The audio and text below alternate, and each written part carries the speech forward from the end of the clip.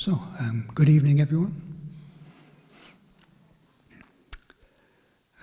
Firstly, I'd just like to say that I'm very impressed with so many of you coming to practice here over these few days. Giving up all your home comforts and doing something also that's not easy, like training the mind and developing, meditation practice. Staying in tents. I do sympathize because often in England I've been on like tudongs, and when I go on tudong in England for a couple of weeks, I take a tent and a sleeping bag and I stay in forests. And generally I don't get a good night's sleep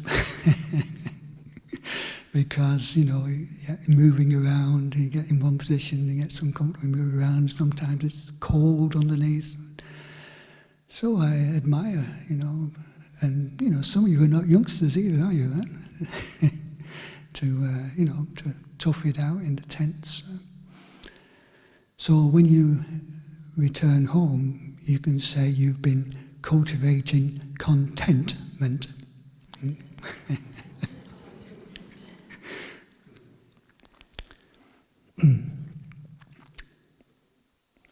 But like the Buddha said, easy to do are those things that in the long run are not so beneficial. But difficult it is to do those things that in the long run are beneficial. Yeah. So this is not an easy practice, but great benefits. And I can speak from my own experience. Great benefits from this Dhamma practice.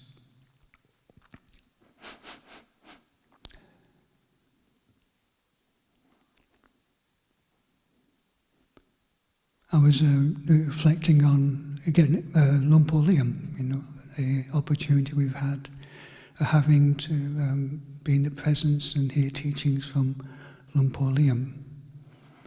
And yes, he's 84 now. You never know if he's going to be able to come back to Australia. So yes, to take the opportunity to spend time in his presence and listen to his teachings. So I'm very pleased I'm here at the same time. I've timed it good.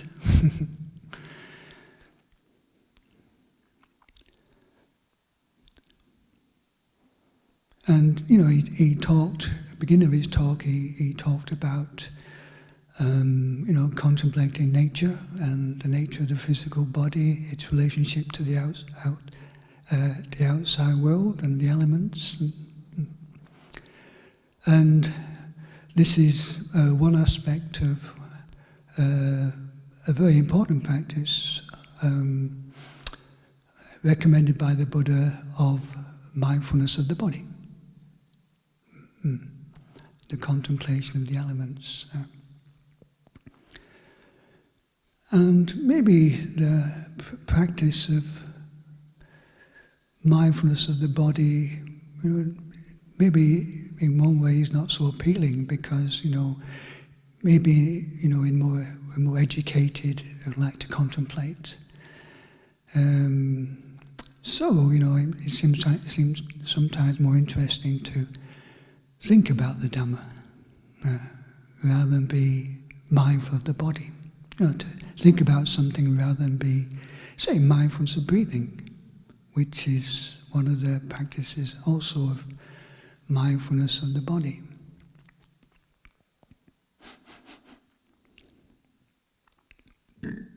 But, I think if people could figure out enlightenment, there'll be a lot of enlightened people now. But it's something you can't really figure out on an intellectual level. And the importance of really, getting perspective on the thoughts and the thinking mind, to understand the mind. And, the first foundation of mindfulness is mindfulness of the body. And the Kubrajans in Thailand recommend, starting with just being mindful of the body as a beginning, just to, bring about a little more calm, a little more perspective on the mind and thoughts. So like Luang Por Liem was saying, how the contemplation he was talking about this morning could lead to more peacefulness of mind. Because, getting carried away with thoughts is sometimes not so peaceful. One thought triggers off another thought, triggers off another thought, and our mind is all over the place. So, practice is to, bring us away from just getting lost in thoughts, to bring us back into the present moment, you could say.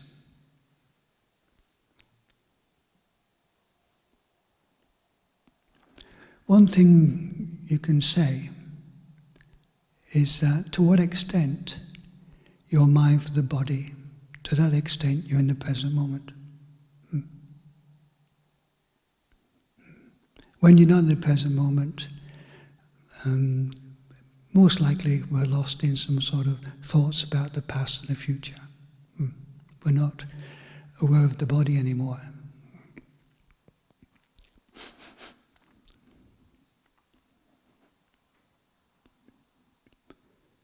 And, the Buddha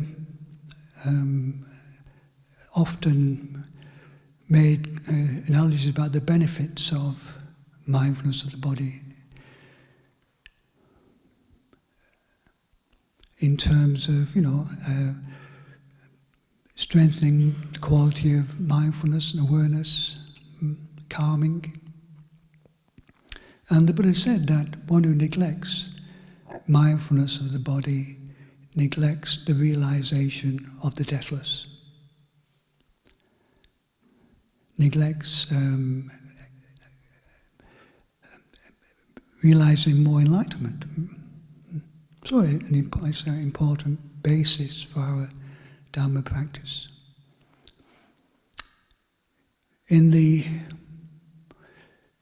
There's one sutta dedicated to mindfulness of the body in the Majjhima Nikaya called the Kayagati Nusati Sutta. And the analogy the Buddha gives in that about the benefits of practicing mindfulness of the body. Firstly, he said that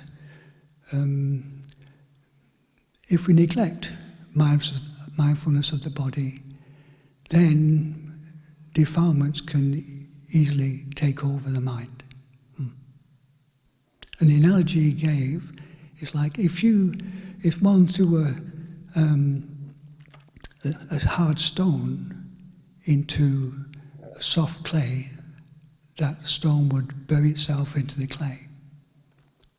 So this is the idea that if one hasn't cultivated mindfulness of the body, then defilements can take over the mind. But then he said if one does cultivate mindfulness of the body, then it's like if somebody threw a ball of cotton against a hard door, would it enter? Say, no. So in the same way, if one cultivates mindfulness of the body, then Mara or defilements don't take over the mind.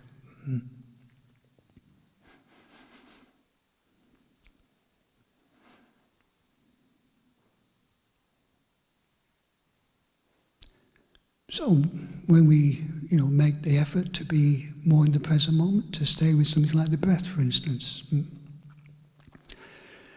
and naturally, the mind doesn't stay with every breath. It goes off to think about something, and then we have to bring it back. It goes off to think about something, bringing it back. But what happens during this process? We become more aware of our thoughts. And we're cultivating something very important there, the ability to be aware of our thoughts rather than the tendency to totally identify with them. The analogy Luang Por Cha gave was like learning to watch a monkey. Because, the mind, the monkey mind. We sit here cultivating mindfulness breathing, but the mind's going off here, going off there, like a monkey, going out, grabbing after things. But Ajahn Chah said to expect the mind just to stop thinking and be quiet you can't expect that. But you can be aware of the mind. You can be aware of the monkey. And if we understand the monkey, Ajahn Chah taught that the monkey's not a problem anymore, if we understand it. But if we don't understand it, then we can make a problem out of it. And he made an important comment, I thought. If you learn to watch the monkey, you don't become the monkey. And that's important, isn't it? To be able to stand back and observe. To be aware.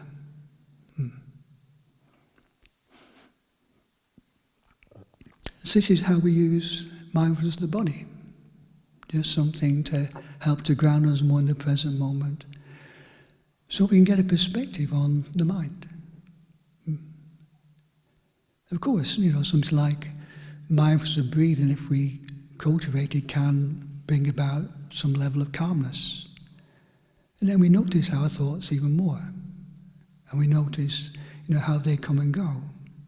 We notice maybe the silence between the trains of thought.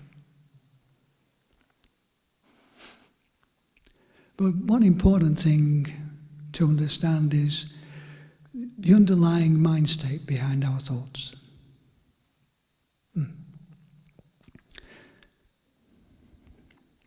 Now, some thoughts obviously are not coming from a skillful mind state. Negative thoughts, angry thoughts, and things like that. Greedy thoughts, yeah.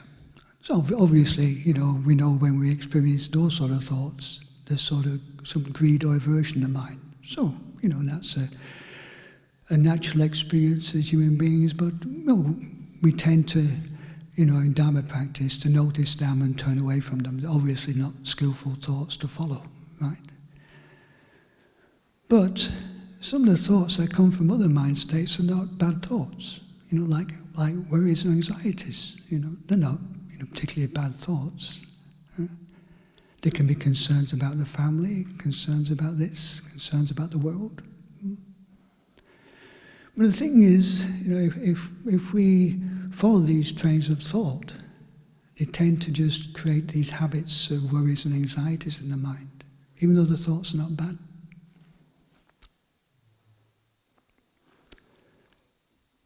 So, I don't know if I've shared this story before, but when I first had to give a Dhamma talk, one of the first times I had to give a Dhamma talk, for the first, years of your monastic life, you're not asked to give Dhamma talks. And often not until you've been a monk for 10 years. So after my 6 year as a monk, I was in New Zealand, helping out the monastery there. And we were trying to, establish the monastery, make good friendships with the people in the valley, the local church. And the local church invited somebody from the monastery to give a talk at a flower festival. And the abbot there, who usually went out and gave the talks, Luang Por Liem at the time, he wasn't available. So he asked me if I'd go. I thought, giving a talk, public talk, I said, okay then. So the night before, I'm sat in my kuti, having evening meditation at kuti, and the thought came to mind, what should I say tomorrow at the church? Should I say this?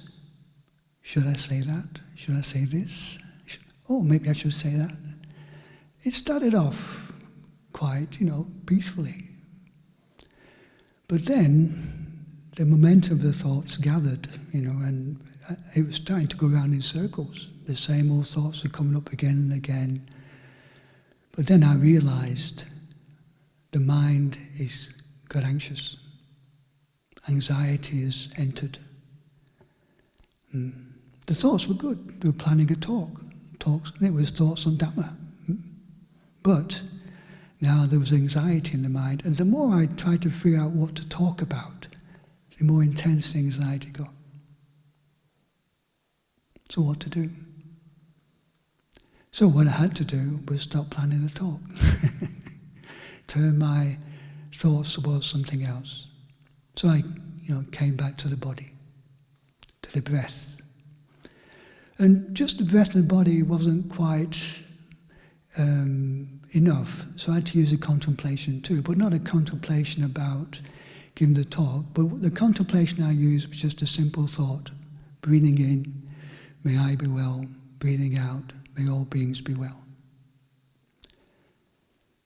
Now, because the habit had gathered some momentum, I couldn't, beginning, I'd start that, and then the mind would go off to plan the talk, and I have to bring it back again. Breathing in, may I be well, may all beings be well. And it went on like this for a while, but eventually the meditation theme gathered more strength. And eventually the thought, may I be well, may all beings be well, the mind was staying with that more than it was planning the talk. And then the mind actually settled on that theme. And then the mind became peaceful again. And then I had a good night's sleep before the talk the next day. But this is just an example of the importance of just knowing the mind, knowing the thoughts that tend to keep certain defilements going, and what sort of thoughts will let them go, or what to do to help let go of things. And to do that we have to know, don't we, first? We have to know the mind first. So this is where mindfulness of the body comes in. It really does promote awareness of the mind.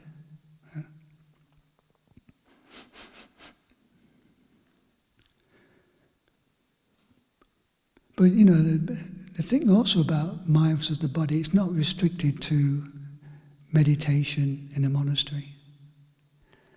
Because, we have 4 postures. We have walking, lying down, standing. And these are things we're doing in our everyday life. And if we do cultivate this practice of mindfulness of the body, we can actually use many opportunities in our life to cultivate mindfulness. Walking between places, standing in queues. Things, being mindful of everyday activities, physical activities, which is also recommended in the Kayagati Nusati Sutta about being more aware of physical movements. Cleaning one's teeth in the morning, washing one's face, walking between places.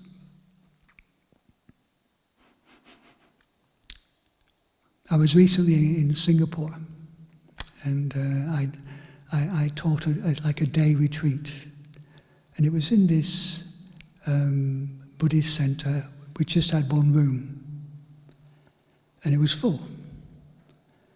So there wasn't much opportunity for walking meditation. And to make people sit there for several hours was probably a bit much to ask. Yeah? So I introduced standing meditation. So people could stand up and stretch their legs a bit.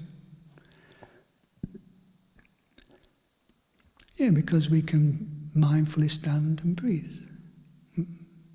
As a way of saying, next time you're queuing up at the supermarket, stand and breathe. Opportunity to have a few mindful moments.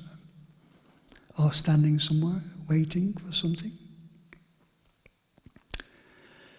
So just after I left Singapore, I think more or less 2 days after, I went to Malaysia, and I flew into Penang. And there was congestion in immigration, so I had to queue up for 1 hour. But it was good. I remember I was teaching these people standing meditation. Now I've got to do it myself, you know. So I did, you know, I used the opportunity just to stand and breathe. So, you know, a situation that could have been a bit frustrating, and, you know, you could turn into a Dhamma practice, couldn't you? Cultivate mindfulness of the body.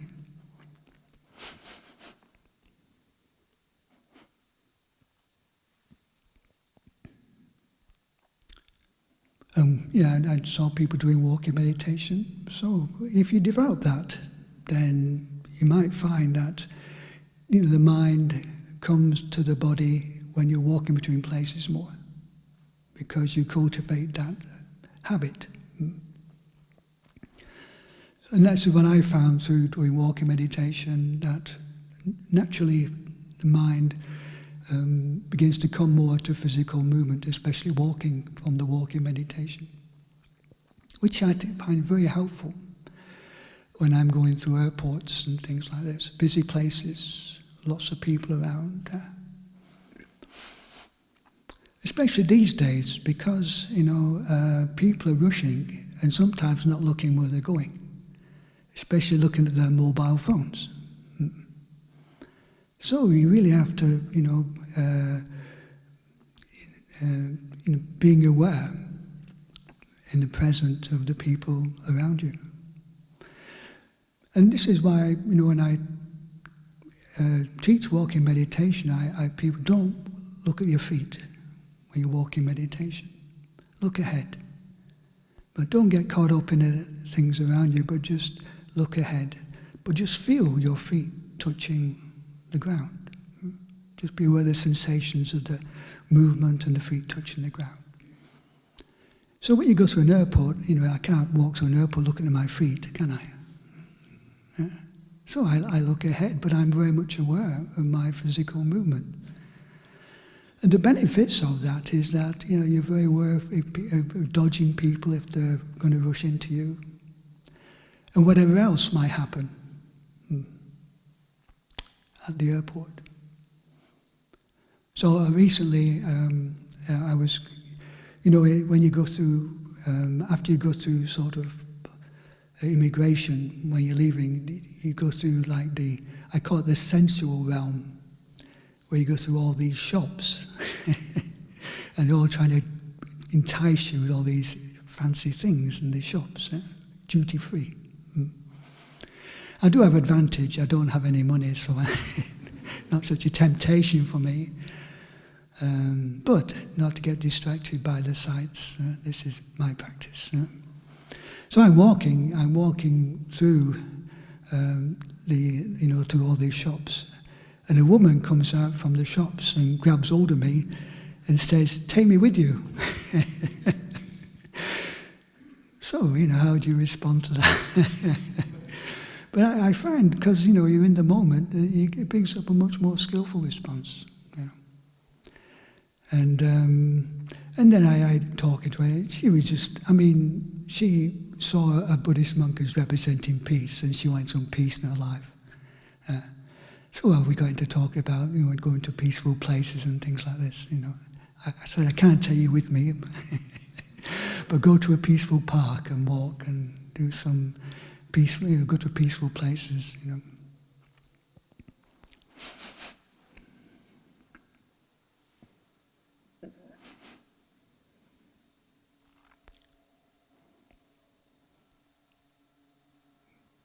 Also in this Kaya Nagati Sutta, it does talk about the benefits of mindfulness of the body in terms of the mind doesn't get caught up in delight and discontent, which is a little bit, you know, what Luang Por Liem was talking about this morning, about the way we get excited over things.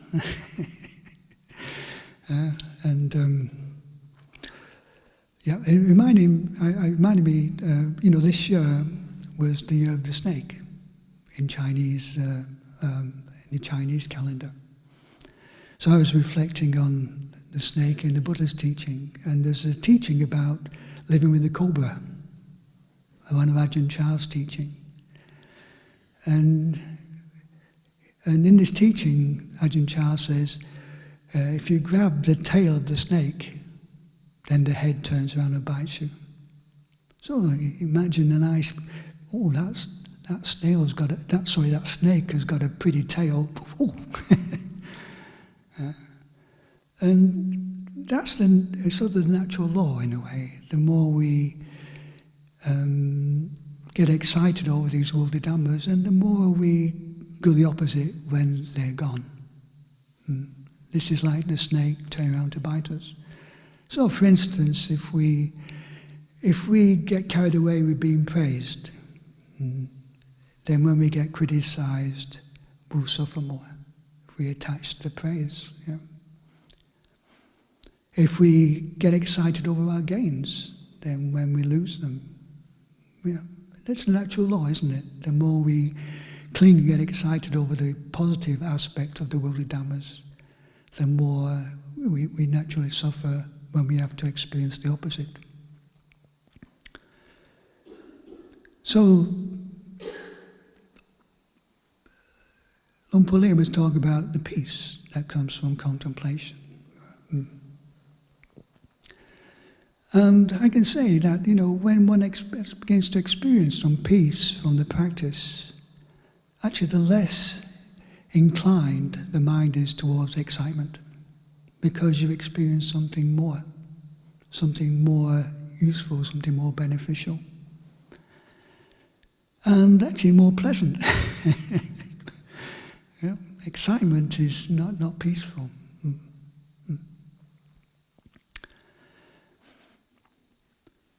So that naturally helps with the way we relate to the worldly dhammas. And it's not that we don't experience the worldly dhammas, but our relationship to them is more skillful. So like praise, for instance, it's pleasant to be praised. It's not denying the pleasantness of that. But can we just be aware of something pleasant without going into being excited about it? And it's like in Dhamma practice when we contemplate feeling, how to stay with a pleasant feeling without it going into craving. Or how to stay with an unpleasant feeling without it going into aversion. And this is how we can train the mind. And, I would presume, actually, there's been a few unpleasant feelings that you've been experiencing over these last couple of days, roughing it and, having to sit. But you are cultivating something very important, is that being more at peace with unpleasant feeling.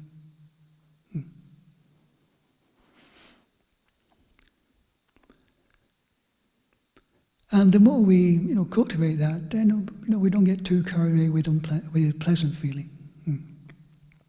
And that's the second foundation of mindfulness, isn't it? And how naturally from mindfulness of the body comes mindfulness of feeling. It's a natural sort of unfolding of mindfulness.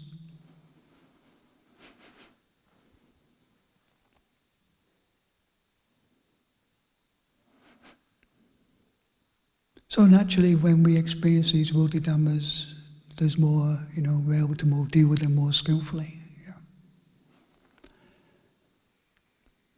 And, sometimes having to experience, like also the benefit is, experience like people being abusive or saying not nice things to us.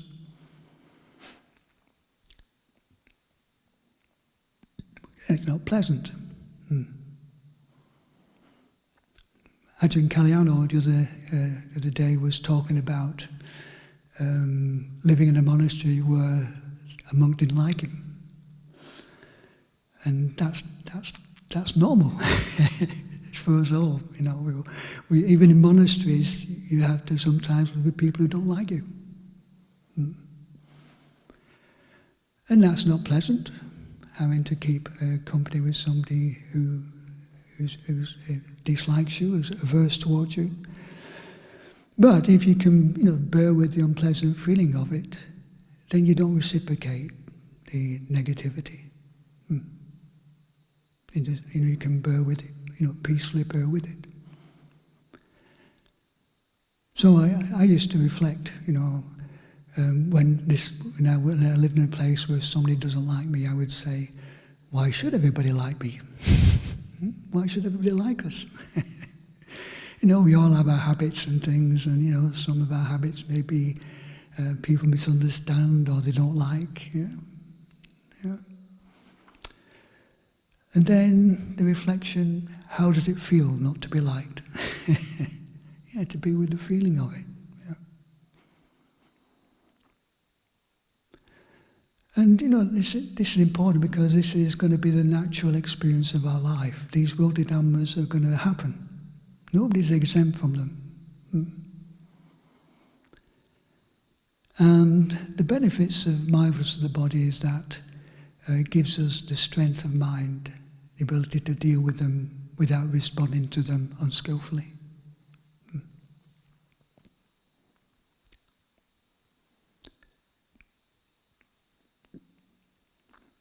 On one occasion, this is in the early days of Amaravati Monastery in England, and we had a little problem at the monastery in the evening, that some young guys would drive their car in and push the Buddha statue over. We had a standing Buddha in the courtyard, and they would come in and push the Buddha statue over. So young people, do some. So we decided that we'd have 2 monks on night watch. So that, when they came in with short shores, and hopefully that would scare them off, because you might think we're kung fu experts and things like this. So we were on this night duty, and this particular evening, at that time, and what practice has also been in a monastery with people who live on the road, like wayfarers. And we allow them to stay in the monastery for a night, or maybe a couple of nights if they want to help out. So there's one particular wayfarer who came to stay, and he was a stocky guy, ex-army, but lived on the road. And he came to stay. He was staying a few days. So I was with another monk on night duty, and he comes in nearly midnight into the eating sala, and he's heading towards the kitchen to get some food. Now, as you know, in the monastery, you thought you'd give up your evening meal. But the thing was, he'd also been out the pub, so he quite smelled of alcohol. Right? So he comes in, drinking, looking for food. And the monk who was with me said to him, we don't take too kindly to people not keeping the precepts, And when the monk said that, he blew up. He got really angry, and he put his fist up as though he was going to hit us. Now, again, this practice of mindfulness of the body. So my experience of it was, the body shook. My knees were knocking. The whole body was shaking.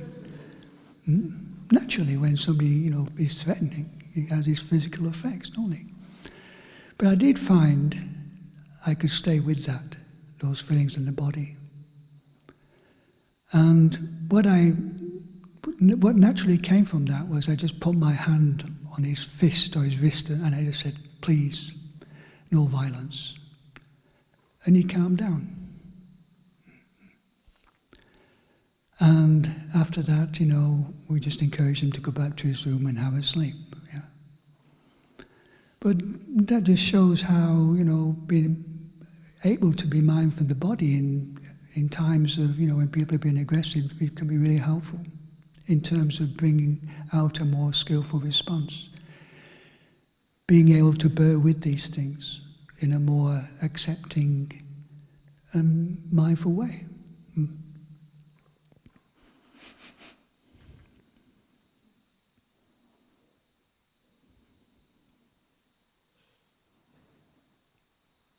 So these sort of benefits of, dealing with the worldly dhammas, dealing with challenging people, and then just dealing with physical discomforts, the hot and the cold. I don't know if it's been like for you, but it feels a bit hot for me here. Yeah, and cold, for you probably cold in the mornings and hot in the afternoons. So it doesn't feel particularly physically pleasant, but we can bear with it, can't we? Be more accepting of it.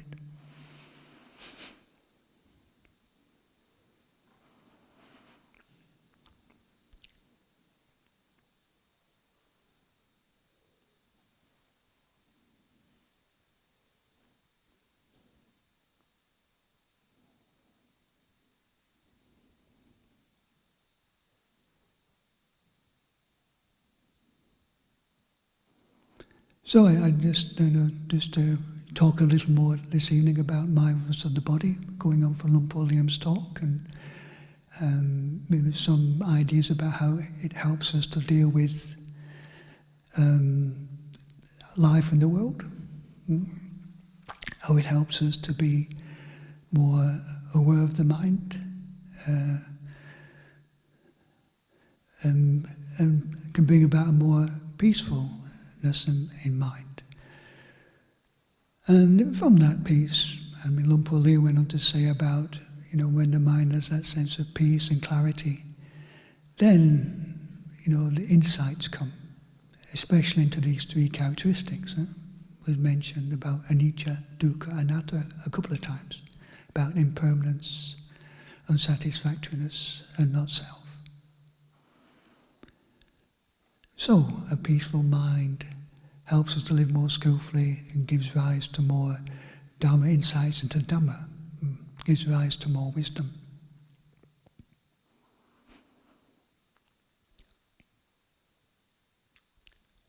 So I hope your time here, contemplating the Dhamma, bearing with things, contemplating the body, contemplating the mind, can support your Dhamma practice, and when you go back into your everyday life, again, use opportunities that you can to, again, encourage this practice of mindfulness of the body in your activities. And that'll strengthen your mindfulness and your wisdom. So I'd like to offer these reflections.